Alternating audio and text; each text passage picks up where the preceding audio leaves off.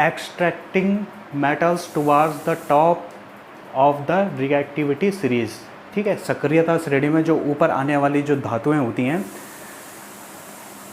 उनका निष्कर्षण हम किस प्रकार कर सकते हैं वो हम अब इसमें पढ़ेंगे। ठीक है, तो इसको कैसे करेंगे।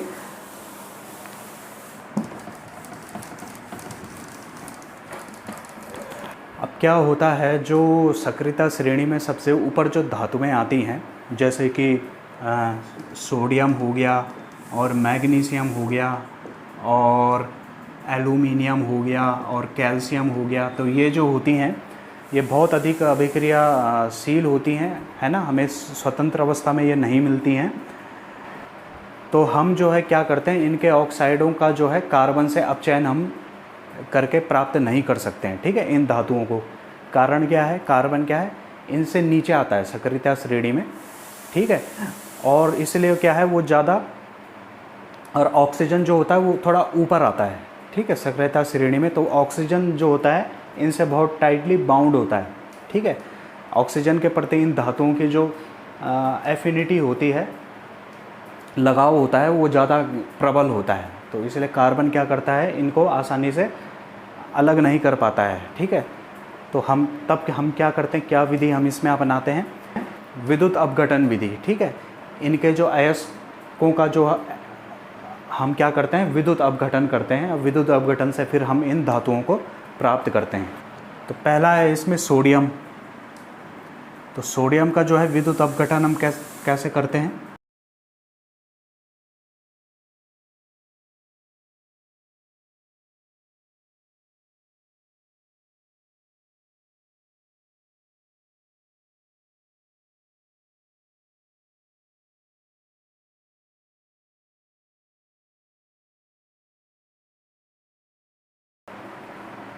तो इनके अयस्कों से जो है धातु प्राप्त करने के लिए हम क्या करते हैं, इनका जो है क्लोराइड फॉर्म लेते हैं। ठीक है, और क्लोराइड फॉर्म को गलित अवस्था में प्राप्त करते हैं, यानी कि उनको गलाते हैं। ठीक है, गलाने से क्या होता है, वो आयनों में बदल जाते हैं। ठीक है, आयनों में बदल जाते हैं। उसके बाद तब हम क्या करते हैं, उसको जो है विद्युत अपघट्य की तरह लेते हैं और उसको क्या है, हम फिर एक इस तरह से उसका विद्युत अपघटन करते हैं। ठीक है, तो इसमें जैसे कि सोडियम का है, सोडियम का हम देखते हैं। तो सोडियम के लिए हम क्या करते हैं, NaCl लेते हैं। ठीक है, कैसा लेते हैं, मोल्टन, यानी कि गलित। ठीक है, गलित क्यों लेते हैं, गलित इसलिए लेते हैं क्योंकि अगर हम गलित की जगह एक्वस सॉल्यूशन भी ले सकते हैं, है ना, लेकिन उससे क्या होगा, उससे फिर क्या है,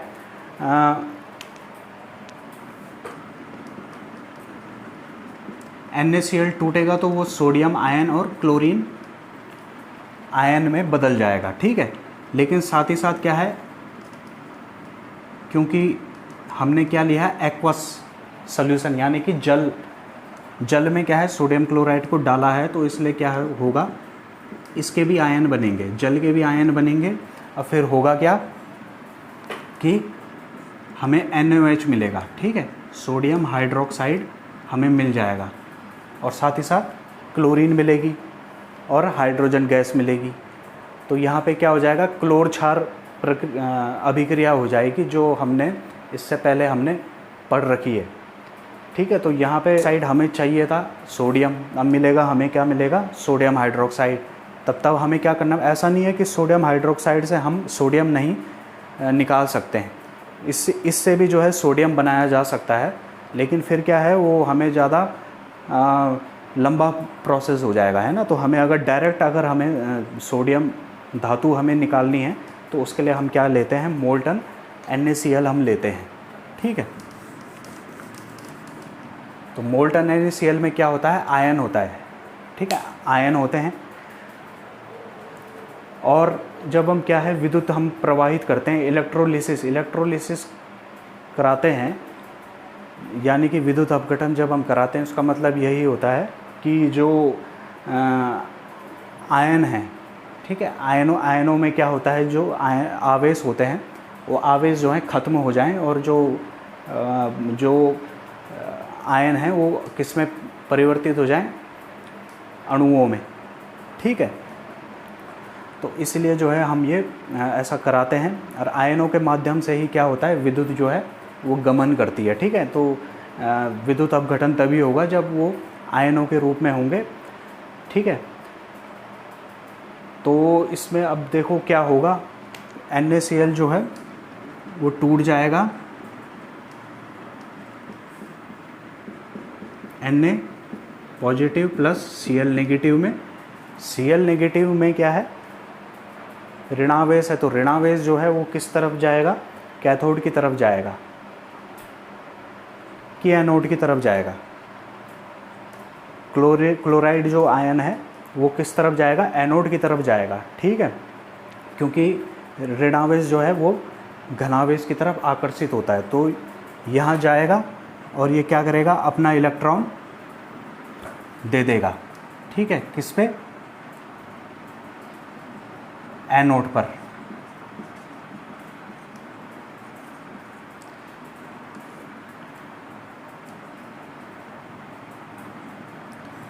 Cl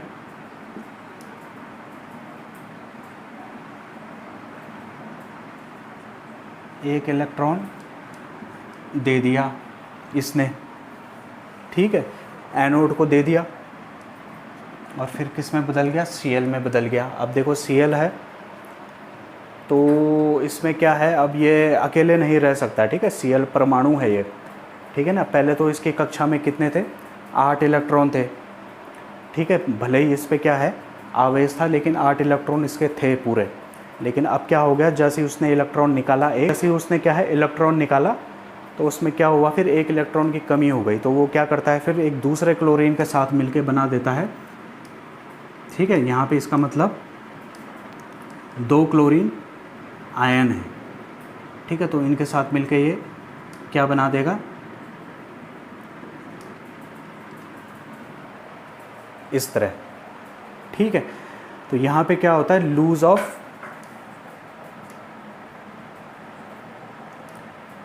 इलेक्ट्रॉन, यानी कि ऑक्सीकरण,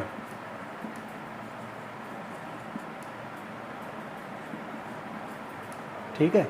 एनोड पे क्या होता है, ऑक्सीकरण होता है।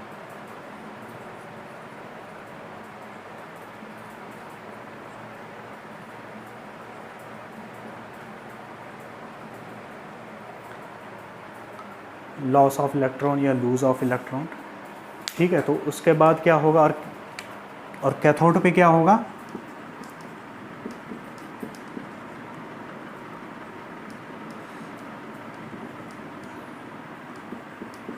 सोडियम जो है, आयन जो है वो इधर जाएगा कैथोड पे, कैथोड पे जाके वो क्या करेगा, इलेक्ट्रॉन को ले लेगा, ठीक है।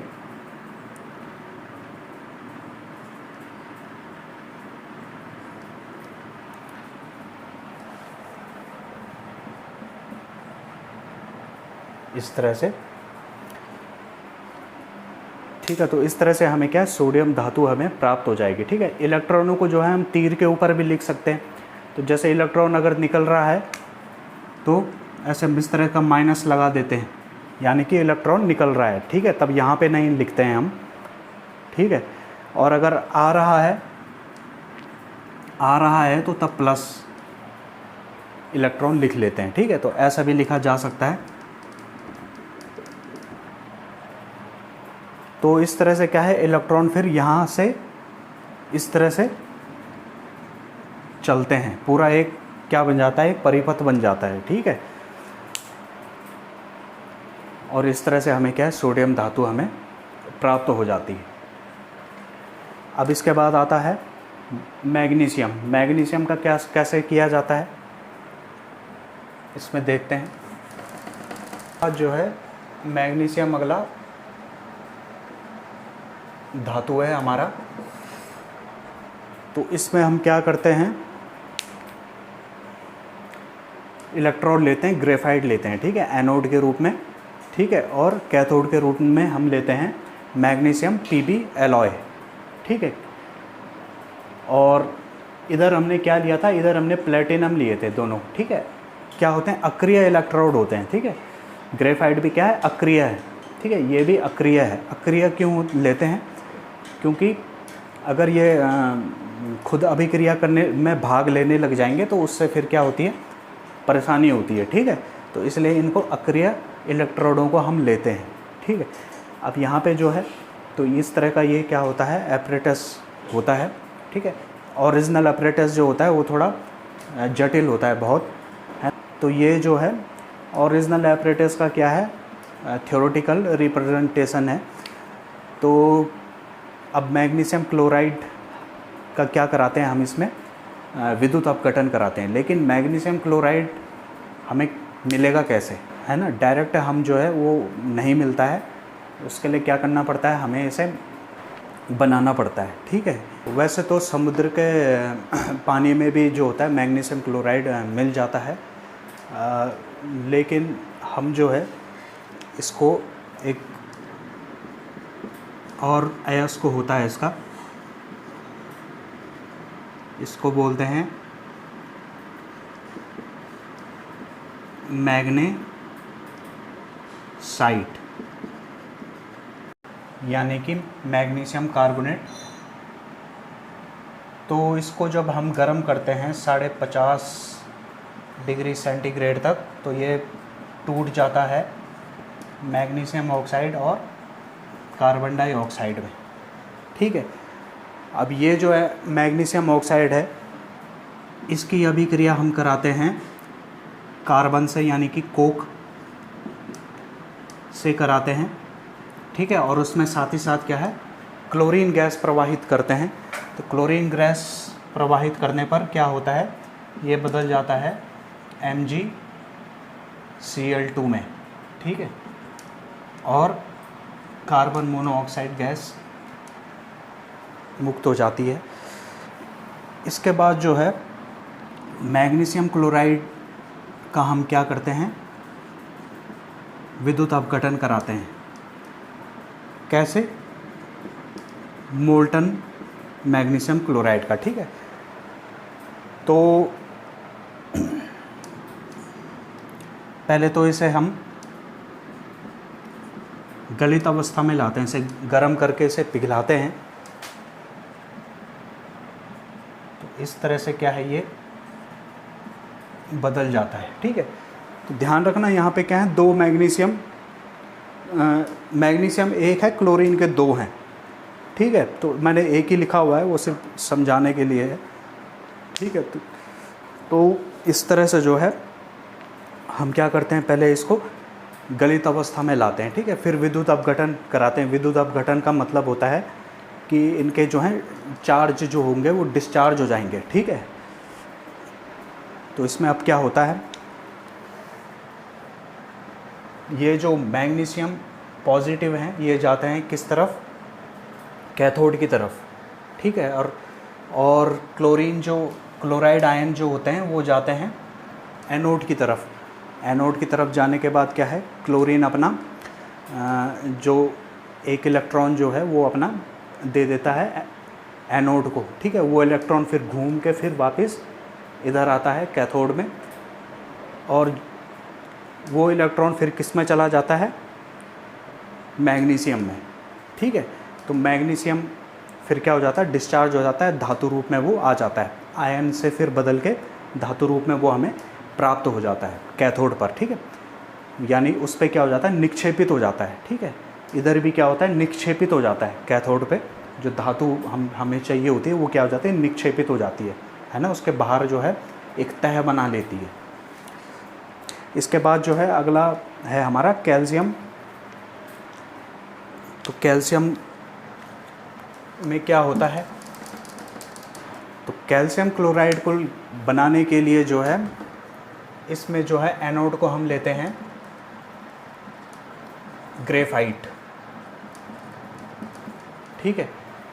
और कैथोड के लिए हम ले लेते हैं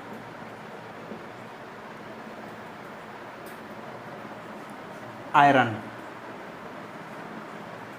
ठीक है, आयरन रॉड। तो अब कैल्शियम क्लोराइड भी जो है हमें ऐसे मिलता नहीं है प्रकृति में, तो कैल्शियम क्लोराइड भी जो है हम इसको बनाते हैं। मैंने किताब में ढूंढा, इसका कोई अयस्क कोई मिला नहीं क्लोराइड, तो इसका मतलब इसे जो है हमें प्राप्त करना पड़ेगा। तो प्राप्त करने के लिए जो है एक तरीका होता है,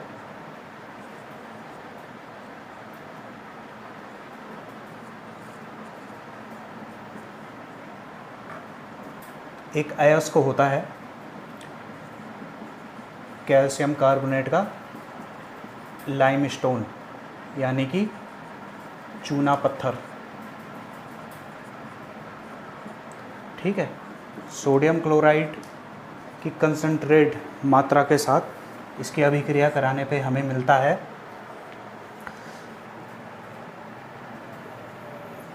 कैल्शियम क्लोराइड प्लस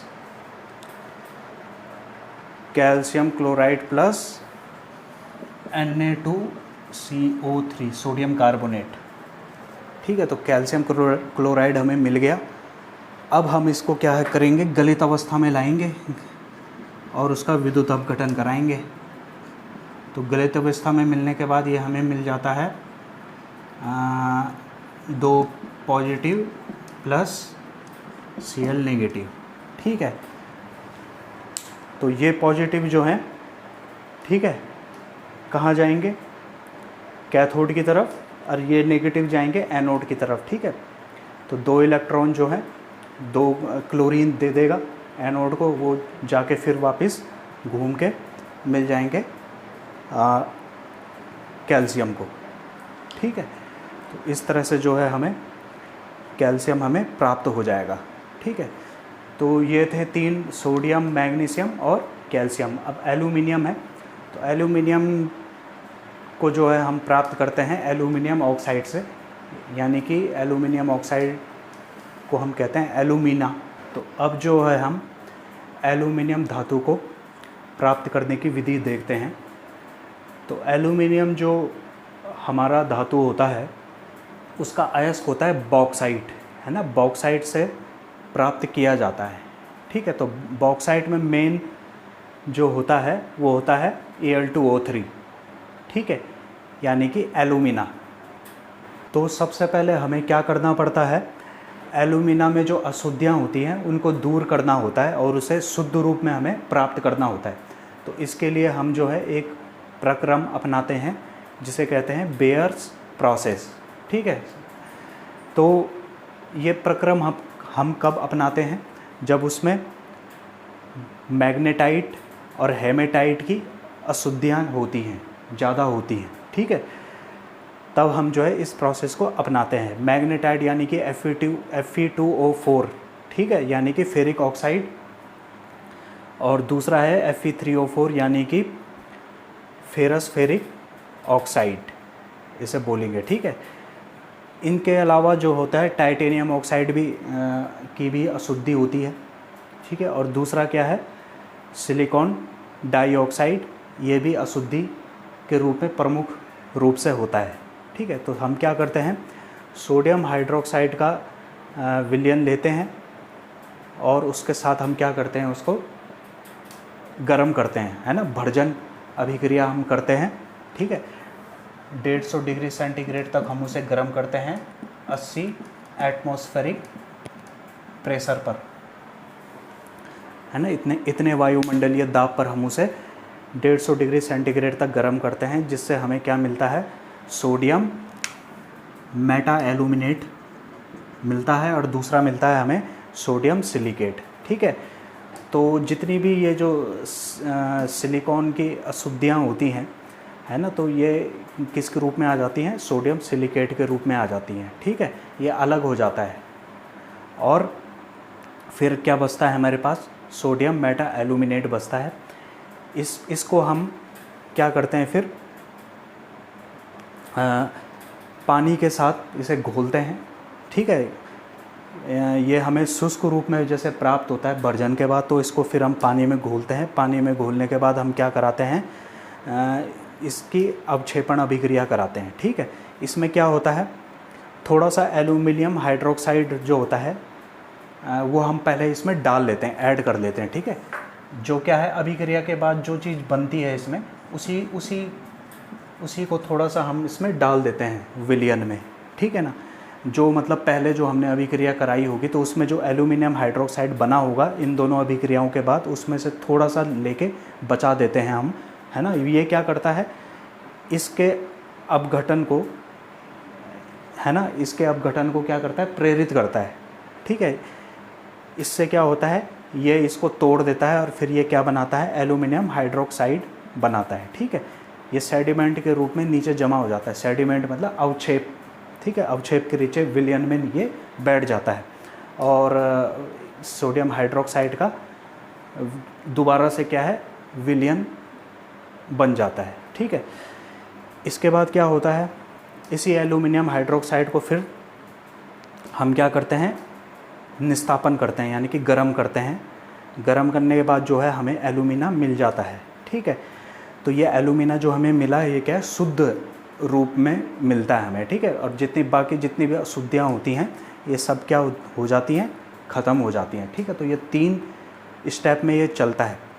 इसके बाद हम क्या करते हैं, एल्यूमिना का हम विद्युत अपघटन करते हैं, ठीक है। तो विद्युत अपघटन हम जो है इसमें हम कार्बन की सहायता से कर सकते हैं, ठीक है। कार्बन को जो है हम एक अपचायक के रूप में इसका उपयोग हम कर सकते हैं। तो देखते हैं उसमें क्या होता है। अब क्या है, हम जो है एल्यूमिना, जो अशुद्ध एल्यूमिना था उससे जो हमें शुद्ध एल्यूमिना हमें प्राप्त होता है उसका हम विद्युत अपघटन कराते हैं। तो इसमें हम क्या करते हैं, ये पात्र हम लेते हैं और इसमें ये क्या लिए हमने, एनोड हैं ये सारे। तो एनोड जो हम लेते हैं वो लेते हैं हम ग्रेफाइट, ठीक है। ग्रेफाइट किसका बना होता है, कार्बन का, ठीक है। तो कहीं कहीं पे कार्बन भी लिखा होता है। तो ग्रेफाइट का हम क्या लेते हैं, एनोड लेते हैं, ठीक है। इसी तरह से कैथोड जो है हम लेते हैं कार्बन को, ठीक है। कार्बन फॉर्म का जो होता है कैथोड होता है, ठीक है। तो इसमें हम क्या करते हैं, एल्यूमिना को हम भर देते हैं। एल्यूमिना को हमने भर दिया, ठीक है। और अब इसका क्या कराते हैं, विद्युत अपघटन कराते हैं। तो अगर हम सिर्फ एल्यूमिना को ही लेकर इसका विद्युत अपघटन कराएंगे तो बहुत ज़्यादा जो है हमें विद्युत खर्च करनी पड़ती है, बहुत ज़्यादा ऊष्मा देनी पड़ती है। और इसका जो गलनांक होता है बहुत ऊंचा होता है ना, 1200-1500 डिग्री सेंटीग्रेड तक इसका गलनांक हो जाता है। क्योंकि जो निस्तापन में हमें एल्यूमिनियम ऑक्साइड मिला था, निस्तापन में हम क्या करते हैं, पिघलने नहीं देते हैं, है ना, अयस्क को। तो ये क्या है, पिघली हुई अवस्था में नहीं मिलता है हमें। तो हम क्या करते हैं, इसको इसी विद्युत अपघटन में क्या करते हैं, हम इसे पिघलाते हैं, ठीक है, विद्युत की ही सहायता से। तो इसका गलनांक बहुत ज़्यादा होता है,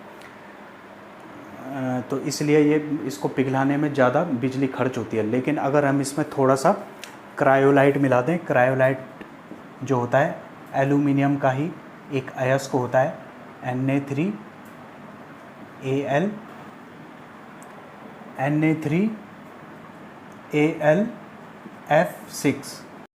तो इसका गलनांक कम हो जाए उसके लिए हम क्या करते हैं कि एल्यूमिना में थोड़ा सा क्रायोलाइट मिलाते हैं, Na3Al(F6), ठीक है। इसे बोलते हैं क्रायोलाइट। ये भी एक अयस्क होता है, एल्यूमिनियम का एक अयस्क होता है। इसी तरह से इसकी जगह पे हम CaF2 को भी मिला सकते हैं। ये कैल्शियम का एक अयस्क है, इसे बोलते हैं फ्लोरस्पार, कैल्शियम फ्लोराइड, ठीक है।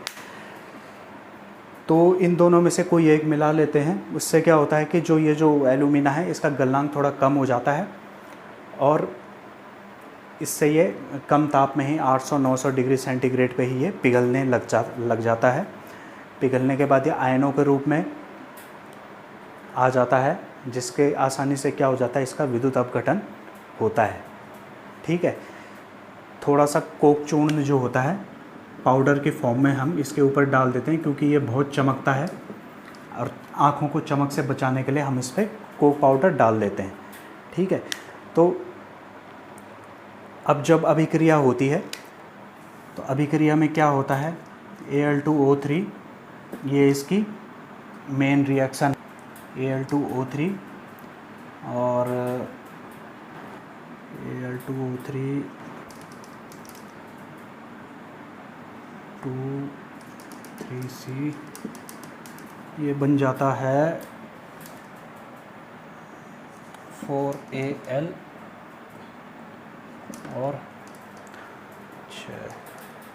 3CO2। ठीक है, तो ये अभिक्रिया होती है। ठीक है, तो इसमें कैसे हमें एल्यूमिनियम प्राप्त होता है, Al2O3 जो होता है ये आयनों में टूटता है। ठीक है, Al3 पॉजिटिव और ऑक्सीजन, तो Al2O3 क्या है, आयनों में बदल जाता है। ठीक है, और एल्यूमिनियम घनावेशित आयन ये जाते हैं कैथोड की तरफ। ठीक है, यानी कि ये बॉटम पे इस तरह से ऐसे जमा हो जाते हैं और यहाँ से एक नली से ये निकल जाते हैं। ठीक है, शुद्ध जो एल्यूमिनियम होता है, और ठीक है, शुद्ध एल्यूमिनियम इस तरह से, और जो बाकी जो होते हैं ऑक्सीजन, ठीक है, ऑक्सीजन जो है होती है आयनिक ऑक्सीजन, वो क्या होती है, वो जाती है एनोड पे। एनोड पे जाके वो फिर जो कार्बन होता है ना, ये कार्बन के साथ जो होता है अभिक्रिया करके, ठीक है, कार्बन डाइऑक्साइड और कार्बन मोनोऑक्साइड के रूप में वो मुक्त हो जाती है और एल्यूमिनियम इस तरह से हमें जो है मिल जाता है। ठीक है, तो ये होता है हॉल हेरोल्ड मेथड।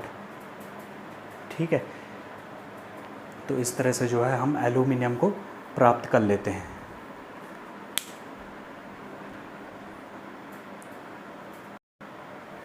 अब इस तरह से जो है सांद्रित अयस्कों से धातुओं का निष्कर्षण करने के बाद भी जो होता है वो उनमें थोड़ी बहुत अशुद्धियाँ रहती हैं, तो उन अशुद्धियों को दूर करने के लिए हम जो है एक तीसरा मेथड हम अपनाते हैं, उसे कहते हैं प्योरिफिकेशन। ठीक है, शोधन। तो शोधन इस विधि को भी जो है हम विद्युत अपघटनीय विधि द्वारा ही पूरा करते हैं। तो अब इसके बाद जो है हम वही पढ़ेंगे।